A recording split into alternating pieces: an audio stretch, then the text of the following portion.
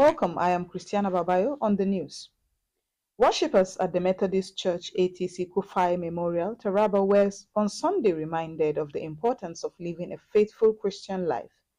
Delivering the sermon, Pastor Clement Daniel focused on the theme faithfulness and joining believers to imbibe such in their daily dealings with one another. Our correspondent, Rachel Langs, was there. Drawing scriptures from the book of Luke chapter 16, verse 3 to 13, Pastor Daniel emphasized that as Christians, if we're not faithful with little, then we will not be faithful with plenty. He emphasized that no one can serve two masters at the same time, adding that one must ultimately love one and despise the other. Defining faithfulness, the cleric said it means being loyal, reliable, and consistent in words, relationship, and actions. He stressed that every Christian must remember that life belongs to God and that one day everyone will give account of how it was spent. Pastor Daniel concluded by encouraging believers to remain steadfast, noting that those who are faithful with little will surely be blessed by God. Rachel. Troops of the 6th Brigade Nigerian Army have arrested two suspected kidnappers in Karim Lamido local government area of Taraba State during ongoing clearance operations under Operation Lafia Nakowa. This was disclosed in a statement signed by the Acting Assistant Director, Army Public Relations, 6th Brigade Nigerian Army, Lieutenant Muhammad Umar, and made available to Haske News.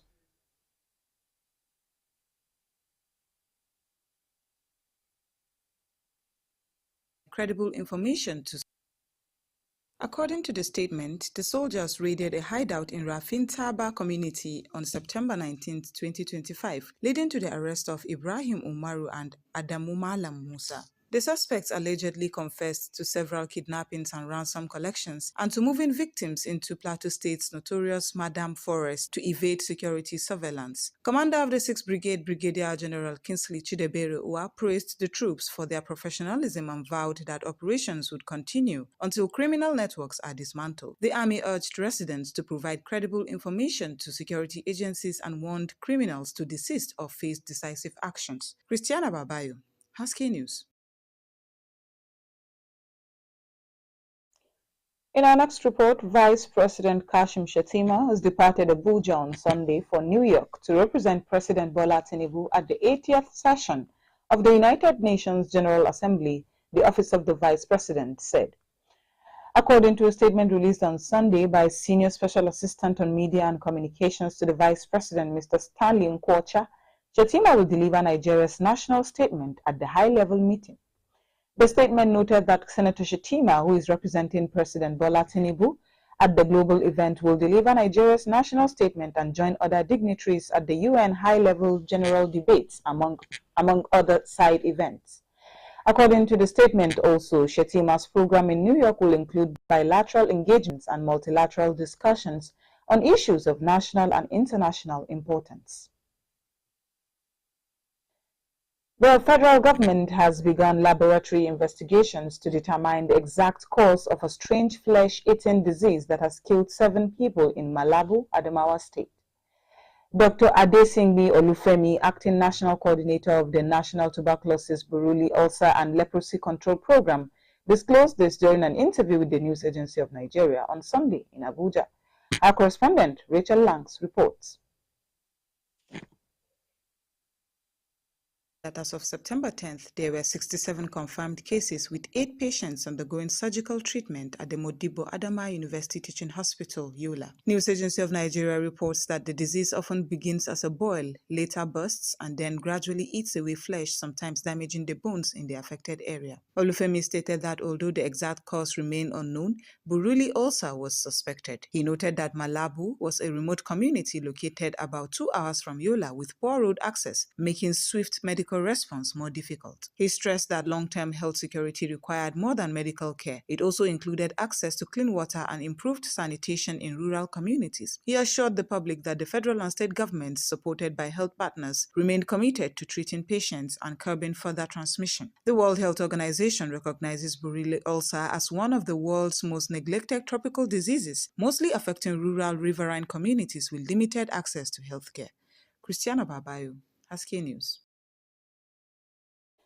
The Chief Justice of Nigeria, Justice Kudirat K. Kere Ekum, will on Monday, September 29, 2025, swear in 57 newly appointed senior advocates of Nigeria at the main courtroom of the Supreme Court in Abuja. According to a statement signed by the Director of Information and Public Relations of the Supreme Court, Dr. Festus Akonde, on Sunday, the swearing-in ceremony forms part of the activities marking the formal commencement of the 2025-2026 legal year of the Apex Court. Our correspondent Rachel Langs filed in this report. Chief Justice of Nigeria will deliver an address that will highlight the performance of the Supreme Court in the 2024-2025 legal year and provide an overview of development across the Nigerian judiciary. Those expected to speak include the Attorney General of the Federation and Minister of Justice, the chairman of the Body of Senior Advocates of Nigeria, and the president of the Nigerian Bar Association. Their interventions are expected to focus on pressing issues affecting the administration of justice and the reform required to strengthen the sector. The statement further recalls that the Supreme Court commenced its annual vacation on Monday, July 21st, 2025, after what was described as a remarkable, successful 2024-2025 legal year. The court announced that all programs marking the commencement of the new legal year will begin at 10 a.m. on Monday. Rachel Langs, Haske News.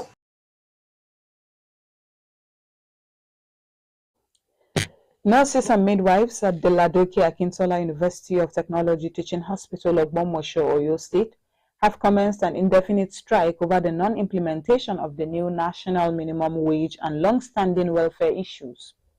This was contained in a statement released by the unit chairman, Ojewumi Olutayo, and secretary, Adeko Konfoluwake, respectively, in Ibadan, the state capital, on Saturday.